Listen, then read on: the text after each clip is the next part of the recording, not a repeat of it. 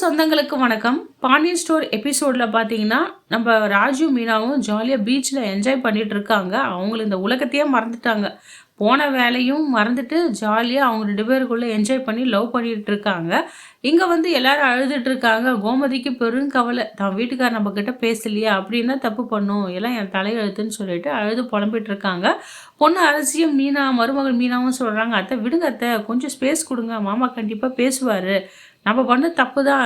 அவருக்கு தெரியாம பண்ணோம்ல. அது பெரிய தப்பு தான் இல்ல அத்த. அது வந்து மாமா உணர்ந்து கண்டிப்பா பேசுவாரு." அப்படின்னு சொல்லிட்டு இருக்காங்க. ராஜியோட ஃபோட்டோலாம் பார்த்த உடனே நம்ம கோமதிக்கு வந்து செம்ம காண்டாயிடுச்சுங்க. கோமதி எப்படின்னா, கொஞ்சின மருமகள தலை மேல தூக்கி வச்சு கொஞ்சுவாங்க. அவங்களுக்கு பிடிக்கல வச்சுங்களேன், ஒரே முட்டாய் இறக்கிடுவாங்க. அந்த மாரி கேரக்டர் தான். ஆனா மத்தபடி வந்து ரொம்ப கெட்ட கேரக்டர், பொல்லாதவங்கலாம் கிடையாது. ரொம்ப நல்ல கேரக்டர் தான். இருந்தாலும் அவங்களும் ரொம்ப ஃபீல் பண்ணிட்டு இருக்காங்க. அவங்க வீட்டுக்காரர் வந்து பேசவே இல்லையேன்னு சொல்லிட்டு, உடனே ராஜிக்கு கால் பண்ணி, "என்னடி திமிரா? நாங்க இங்க கஷ்டப்பட்டுட்டு இருக்கோம். உன்னால தான் என் புருஷன் வந்து என்கிட்ட பேசவே இல்ல. உனக்கு கல்யாணம் பண்ணி வச்சது. நீங்க 2 பேரும் மட்டும் ஜாலியா கூத்து அடிச்சுட்டு இருக்கீங்களான்னு" சொல்லிட்டு திட்டுறாங்க. இத கேட்ட ராஜிக்கு ரொம்ப மனசு கஷ்டமாயிடுது. என்ன அத்தை இப்படி பேசிட்டாங்களேன்ட்டு. உடனே மீனாவும் ஒரு அரசியல் திட்டுறாங்க. "ஏம்மா இப்படிலாம் பேசுற?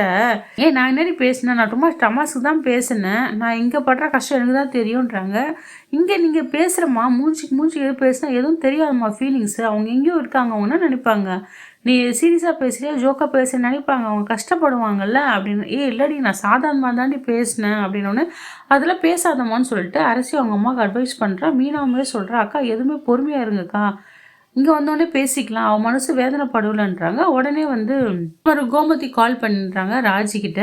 ராஜி கால் பண்ணி, "என்னம்மா சாப்பிட்டியா? இப்போ எங்க பீச்ல இருக்கீங்களா? சரிம்மா அப்படியே ஹோட்டலு, பீச்சு, சினிமா எல்லாமே பீச்சுக்கு போயிட்டீங்க. ஹோட்டல், சினிமாலாம் போயிட்டு வாங்க. நான் சும்மா தாம்மா ஃபோன் பண்ணேன். எதுவும் தப்பா எடுத்துக்காதன்றாங்க." இப்போ ராஜி என்ன நினைப்பா? என்ன அத்தை என்ன இப்படி பேசுறாங்களே? இவ்வளோ நேரம் கடுப்பாகி பேசுறாங்க. அதுக்குள்ள என்ன ஆச்சுன்னு சொல்லிட்டு ஃபீல் பண்ணுவாள்ல. இந்த கோமதிக்கு ஏன் திடீர்னு கொஞ்சம் சைக்கோவா ஆயிடுறா கோமதி. அடிக்கடி நம்ம ராஜும் கேட்குறாங்க, நம்ம கதிரை பார்த்து, "என்ன நீ என்னை பிடிச்சி தான் கல்யாணம் பண்ணிக்கினியா? என்னை கல்யாணம் பண்ணதால உனக்கு எந்த வருத்தம் இல்லை? நீ சந்தோஷமா தானே இருக்க?" அப்படின்றாங்க. "அதெல்லாம் ஒன்றும் இல்லை. ஏன் அதே திருப்பி திருப்பி கேட்குற? நான் நல்லா சந்தோஷமா தான் இருக்கேன். உனக்கு பிடிச்சி தானே கல்யாணம் பண்ணிக்கினேன். அதெல்லாம் ஒன்றும் இல்லை. ஃபீல் பண்ணாத. உன்னோட கவனம் ஃபுல்லாக படிப்பில் தான் இருக்கணும். நீ பெரிய ஐபிஎஸ் ஆகணும். அதான் என்னோட கனவு. உங்கள் அப்பாவோட லட்சியமும் கூட." இந்த கதிர் சொல்லிட்டு இருக்கான். ஏதோ ஆச்சோ போச்சோ சண்டை போட்டால் கூட இந்த பாண்டியன் ஃபேமிலி வந்து அந்த எதிர்கிற குடும்பத்தை பற்றி, சத்திவேலு தனியாக முத்துவேலை பற்றி அவங்க பேசுறதே இல்லைங்க. பொருளி பேசுறதே இல்லை, அவங்கள பற்றி பேசுறதே இல்லை. ஆனால் அதுங்க தான் எப்போ பார்த்தாலும் வந்து இந்த குடும்பத்தை பற்றி தப்பு தப்பாக பேசிகிட்டே இருக்குங்க. எந்த பசங்களுமே சரி, யாருமே வந்து தப்பா பேசினே இல்ல. பாண்டியன் அந்த அளவு வந்து வளர்த்து வச்சிருக்காரு பாண்டியன் பசங்கள.